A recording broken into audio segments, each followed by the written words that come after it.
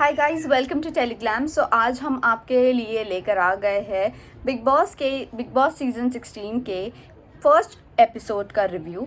सबसे पहले तो आपको बताते हैं कि पहला एपिसोड है और आते ही मानिया, सृजिता और सौंदर्या को परेशानी होने लग गई है अर्चना से। इनफैक्ट यही नहीं, अर्चना को भी घर में कई सारे सदस्यों के साथ परेशानी होनी शुरू हो गई है।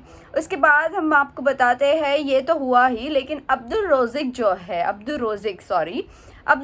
है वो सबसे ज़्यादा घर में एंजॉय कर रहे हैं। और अब्दुल रोज़िक को आपको बताते हैं, अब्दुल रोज़िक का माइक ले लिया गया था, जिसके बाद वो किसी से बात नहीं कर रहे थे। बट थोड़े टाइम के बाद जब माइक आ गया उनके पास, तो वो फुले नहीं समा रहे थे, वो इतना एंजॉय किया उन्होंने।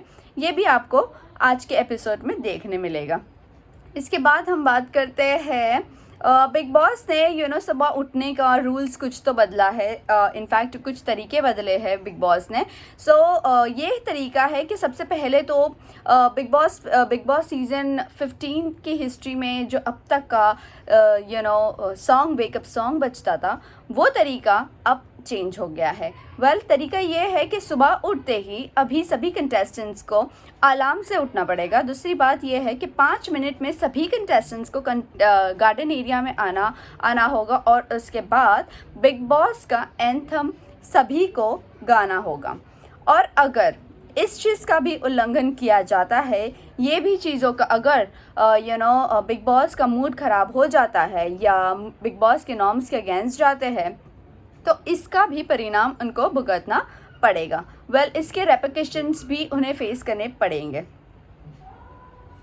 और फिर बाद में आते हैं हम सबके favourite Abdul Rozik. Abdul Rozik जो हमने आपको बताया कि वो सबसे ज़्यादा घर में एंजॉय कर रहे हैं। वैसे ही जैसे ही नॉर्मल तरह में सब लोग बैठ के बात करते हैं, उसी तरह अब्दुल रोज़िक और साजिद MC स्टैन बैठ कर बात कर रहे थे, जहाँ पर अब्दुल ने अपने घर के हालात के बारे में बताया। साजिद ने उनसे पूछा कि आपके घर के हालात कैसे, आप बहुत रिच फैमिली से आते हो? तो उन्होंने कहा कि नहीं, हम रिच फैमिली से नहीं आते, बल्कि हम बहुत स्मॉल फैमिली से आते हैं। अभी मैं जैसे जैसे ग्रो कर रहा हूँ, अभी मैं जाकर अपना नया घर खरीदने वाला हूँ। फिर उन्होंने ये भी बताया कि उनके घर के हालात कैसे थे, कि उनके घर में थोड़ा सा शायद से बेसमेंट टाइप होगा उनका घर, वी डोंट नो, बट वो जिस तरह बता रहे थे उसी से हम यही अज्यूम कर सकते हैं कि उनका बेसमेंट टाइप घर था और वहाँ पर बहुत सारा पानी आता था, जिससे उनको बहुत ज़्यादा तकलीफ़ होती थी। इनफैक्ट ये भी बताया गया कि उनकी बॉडी शेमिंग, उनकी हाइट को लेकर बहुत ज़्यादा उनको लाइफ में प्रॉब्लम्स हुई है। उनको स्कूलिंग में प्रॉब्लम हुई है, वो शायद से पढ़ सके या नहीं पढ़ सके, we don't know that, but the thing is कि उनको स्कूलिंग में बहुत ज़्यादा प्रॉब्लम हुई, क्योंकि लोग उन्हें उनकी हाइट को लेके काफ़ी ज़्यादा डोमिनेट करते थे। जी हाँ, अब बात करते हैं, जी हाँ, जैसे आप सभी को पता है कि घर में एक फ़ोन भी रखा गया है और सबसे पहला कॉल आता है आमिर खान का कॉल आता है शालिन के लिए। जैसे कि आप सभी को पता है कि सीज़न 16 जैसे ही शुरू हो गया था, कंटेस्टेंट प्रीमियर वाले एपिसोड में शालिन ने कहा था कि उन्हें सलमान खान को रिप्लेस करना है और उन जैसा होस्ट बनना है।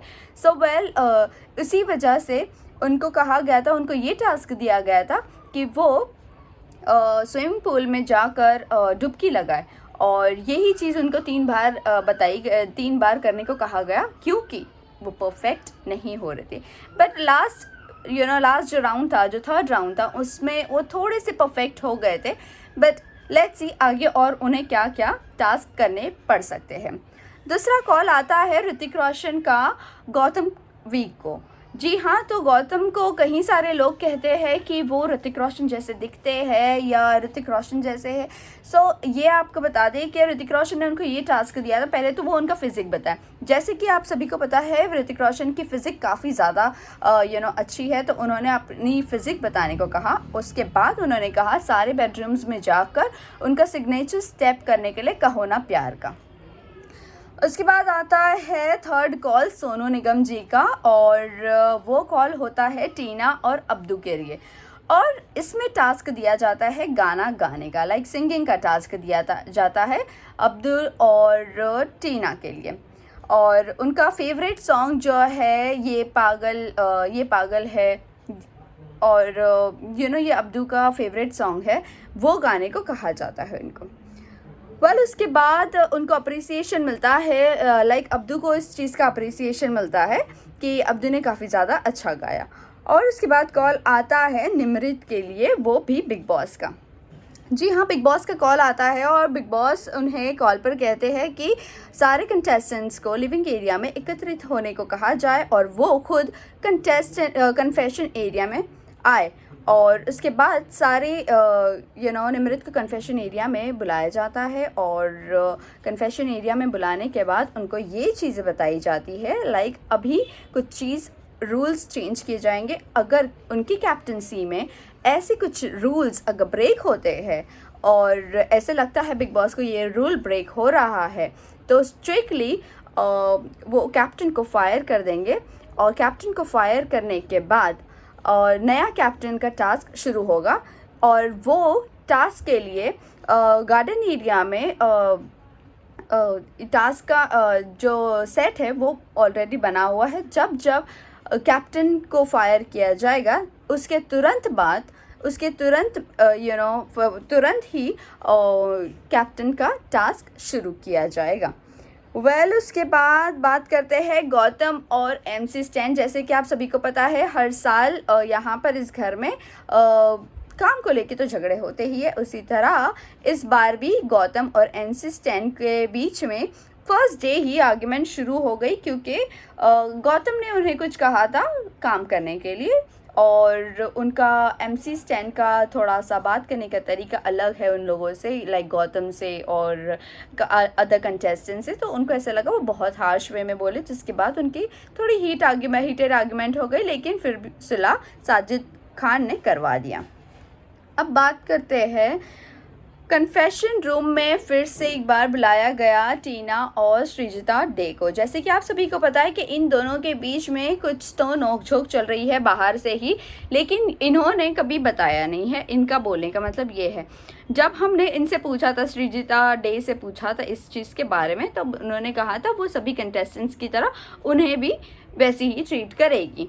बट अब जब क्लैरिटी बिग बॉस से पूछने की कोशिश की तो उन्होंने यही कहा कि हमारे बीच में ऐसे कुछ भी नहीं है, बट सृजिता को ये लगता है कि वो डोमिनेटिंग है। जैसे उन्होंने पहले ही प्रीमियर एपिसोड में कहा था कि वो डोमिनेटिंग है, वही बात उन्होंने अभी कही। बट बिग बॉस ने उन्हें ये चीज़ क्लियर की कि अगर वो डोमिनेटिंग भी है तो 10 साल का रिश्ता आप दोनों के बीच में है, वो 10 साल का रिश्ता दिखता नहीं है। तो ये बात सभी ने यहाँ पर आते ही दोस्त दुश्मनी सबको एक दूसरे की जानने की कोशिश की, बट आते ही इन दोनों के बीच में अब तक ना कोई बातचीत हुई है, ना ही कुछ ऐसी चीज़ हुई है जिसे लोग कहे कि ये 10 साल पुराने दोस्त हैं। यस, सो बिग बॉस ने सबसे पहले तो उनको यही बताया कि आप 10 साल के दोस्त लगते नहीं हो, और उनको ये सब चीज़ें क्लियर करने को कहा है। अभी लेट्स सी इनके बीच में अब आने वाले एपिसोड में क्या देखने मिलता है। और सबसे बड़ी बात यह है कि आते ही जब यहाँ पर काम के लिए किचकिच, क्योंकि अर्चना जो है वो भी काम के लिए किचकिच कर रही है और गौतम को कुछ काम से प्रॉब्लम हो रही है। लेट्स सी आने वाले एपिसोड में और कितना धमाल देखने मिलता है, क्योंकि इस बार बिग बॉस गेम सच में खेल रहे हैं इनके साथ। सो ऐसे ही देखते रहिए टेलीग्राम और सब्सक्राइब और लाइक करना ना भूलिए। Thank you so much.